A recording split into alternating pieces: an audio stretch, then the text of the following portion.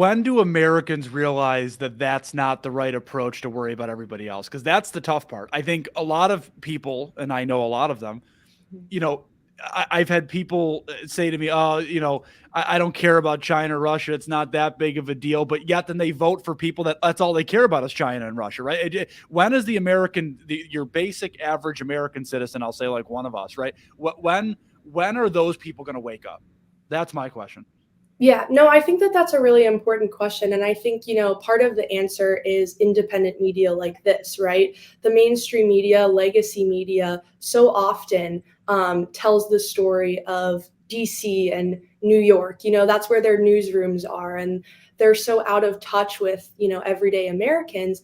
And I think that often, too, these media outlets, they talk war in Ukraine and make it sound like it's the most important thing when average Americans are maybe just really hurting from inflation right now. So independent media, I think, is much more is able to much more kind of relate to the average American and tell a story maybe that editors at CNN won't or refuse to, right?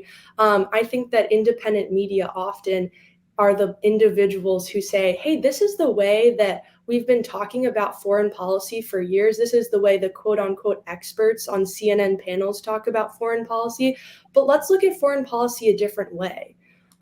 Maybe we shouldn't be involved in a border that's not ours. Maybe we shouldn't be sending troops halfway across the world, when we have horrible crime in our blue cities here. So I think that independent media is able to kind of exert a little bit more creativity, if you will, and kind of talk about issues in a way that is new and in a way that is fairly something that Trump kind of allowed them to do. And I have to agree, Kingsley. I think the independent media is now a great source for people who said, wait, this is all now affecting me. This is now affecting my job. This is affecting my personal liberty to choose vaccines or not. This is affecting my children, of all things. I know things get, I can get a kind of, I don't know, you can get a rise out of me by like talking about certain things and I'll have opinions. But as soon as something relates to like either my wife or my children, I mean, it goes like exponentially hotter in my brain. It's like, whoa, wait a second. And I think a lot of people across America are feeling that same way. So I hate to say this, but sometimes it is really a case of once it hits home, that's when people have awoken.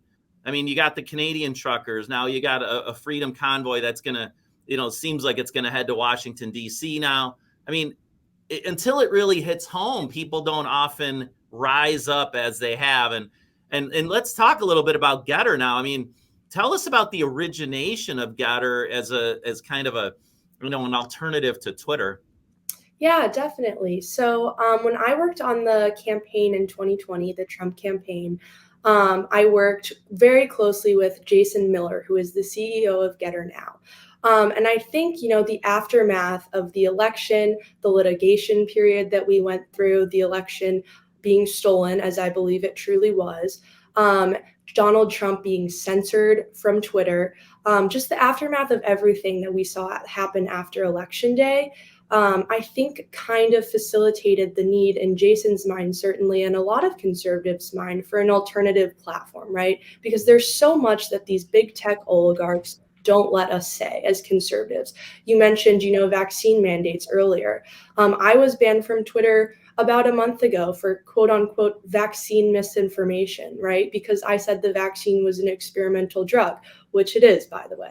But so there's so much that I think conservatives realized in that year that they weren't allowed to say on certain platforms. And it was only one side that was being censored, right? So that really facilitated the need for an alternate platform.